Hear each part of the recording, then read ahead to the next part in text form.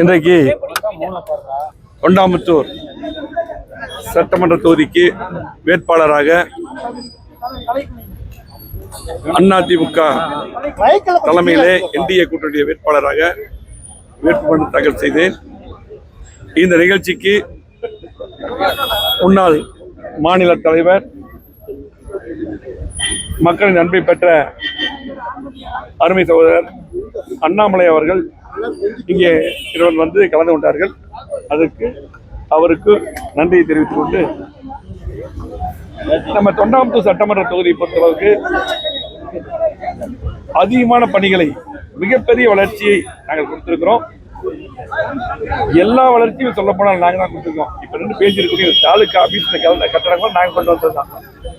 ஆகவே இங்கே முன்னாடி இருக்கக்கூடிய சாலையும் கூட விரிவாக நம்ம தான் பண்ணோம்.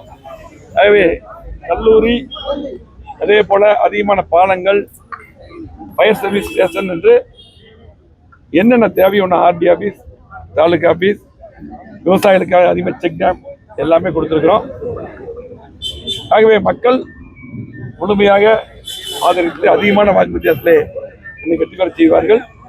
அதே போல மீண்டும் சட்டமன்ற உறுப்பினராக வந்த பின்னால் எங்களது எடப்பாடி அவர்கள் முதலமைச்சராக வந்த பின்னால் நாங்கள் இன்னைக்கு பாரதிய ஜனதா கட்சியோட கூட்டணியில் இருக்கிறோம், இந்திய கூட்டணியில் இருக்கிறோம். இன்னைக்கு மத்தியிலும் பாரத பிரதமர் அவர்கள் பிரதமராக இருக்கிறார்.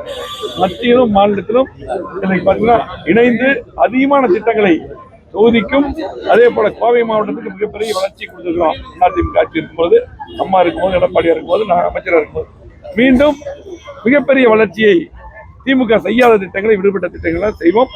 கண்டிப்பாக இந்த வேட்புமனு தாக்கலுக்கு நம்முடைய அதிமுக தொண்டர்கள், பொதுமக்கள், பாரதிய ஜனதா கட்சியுடைய தொண்டர்கள், அதே போல அம்மா மக்கள் முன்னேற்ற கழகம், பாட்டாளர் கட்சி, அதே போல தமாக உட்பட அத்தனை கூட்டணி கட்சியுடைய, என்டிஏ கூட்டணியில் அத்தனை கட்சியுடைய பொறுப்பாளர்களுக்கும், தொண்டர்களுக்கும், பொதுமக்களுக்கும் நெஞ்சார்ந்த நன்றியை தெரிவித்துக்கிறேன். தொண்டாமுத்தூர் வெற்றி வாய்ப்பு எத்தனை வாக்கு வித்தியாசத்தில் இந்த முறை நம்ம வெற்றி பெற முடியும் நினைக்கிறீங்க? கண்டிப்பா 1 லட்சம் வாக்கு வித்தியாசத்திலே வெற்றி வருவோம்னு சொல்லி போட்டு இன்னைக்கு நான் சொல்ல எல்லாரும் சொல்றாங்க.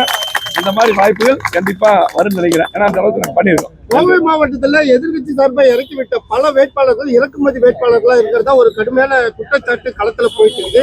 அதை நீங்க எப்படி பாக்குறீங்க? இறக்குமதி வேட்பாளர் தான் உங்களுக்கே தெரியுமே, தெற்கில் இருந்து எல்லா தொகுதியும்.